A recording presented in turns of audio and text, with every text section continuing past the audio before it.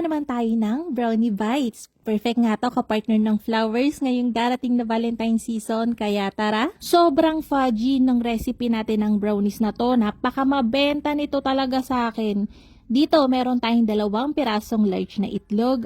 Lalagyan natin yan ng 1 cup ng oil. Coconut oil lang yung ginagamit ko dito. 1 and 1/2 cup ng light brown sugar, 1 teaspoon ng iodized salt, and 2 cups ng condensed milk. And then, isi-share ko sa inyo yung pinakasikreto para magkaroon kayo ng fudgy or kaya moist na cake. Ang sikreto lang naman talaga doon is tunawin mo yung sugar doon sa liquid butter. Kung mapapansin nyo, kapag hinahalo o tinutunaw nyo ng maayos yung sugar doon sa liquid, nagiging makintab yung mixture, di ba? Therefore, magkakaroon kayo ng maganda, moist talaga, at saka, o kaya pag sa bars naman, fudgy. So, tunawin mo yan. Kapag ka napapansin mo, pag kinapa mo siya na wala na siya masyadong granules ng sugar, yon, tsaka na tayo pwedeng mag-add ng 3/4 cup ng cocoa powder.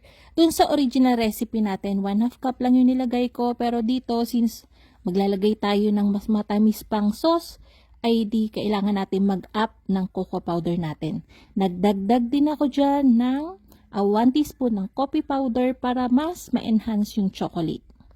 And then, pag nahalo na natin yan gamit ang spatula, mag-a-add na tayo dito ng 2 and 1/2 cups ng condensed milk. Ang all-purpose flour, ano ba yan? Tapos, para hindi maging dense yung ating cake, wag nyo na yung gamitan ng mixer o kaya ng whisker. Spatula na lang din yung panghalo nyo sa kanya. Para talagang hindi dense, moist, and then hindi siya tumigas. Alam nyo yun, pagka na-overmix. Para mas maging lasang chocolate talaga, masarap talaga yung ating brownies na yan. Magtutunaw ako dito ng 100 grams ng chocolate. Van Houten na intense dark yung gamit ko dito. So, hinuhuli ko talaga to kasi pagka na-rest natin yung brownies natin, bago natin siya isalang, ito talaga yung nagiging shiny sa ibabaw. So, alam nyo na, hinuhuli ko talaga yung ilagay. Pwede nyo naman taasan yung amount ng chocolate natin up to 300 grams. Kaya lang, pambenta to eh. Siyempre, pwede na yung 100 grams, so 100 grams tayo. Meron ako ditong 10 by 14 na rectangular pan. Nagbrush ako dyan ng shortening and then sinapinan ko siya ng glassine paper. Kapag bago ko siya isalang, nire-rest ko muna to ng nasa mga 15 to 20 minutes. Then magpipreheat na ako ng oven. Again, para ma-rest siya, mas maging moist. And then nga, magkaroon tayo ng mas magandang shiny top. Then, bibake natin to dito sa oven ko na bago, na regalo. Binigyan sa 180 degrees Celsius for 40 to 45 minutes.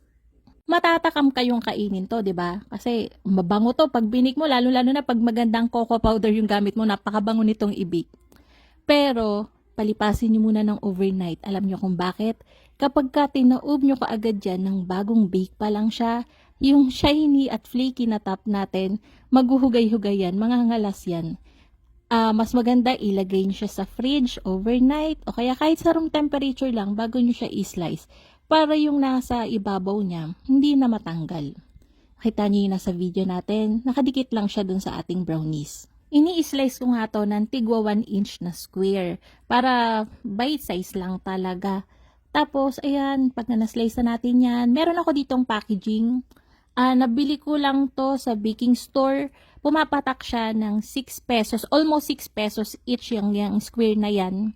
Tapos yung sauce natin na lalagyan, nabili ko yan for 150 pesos each. So, pumapatak yung packaging natin, nasa 750 pesos lang, di ba? Pero maganda na siyang tingnan, ang cute na, syala-syala na.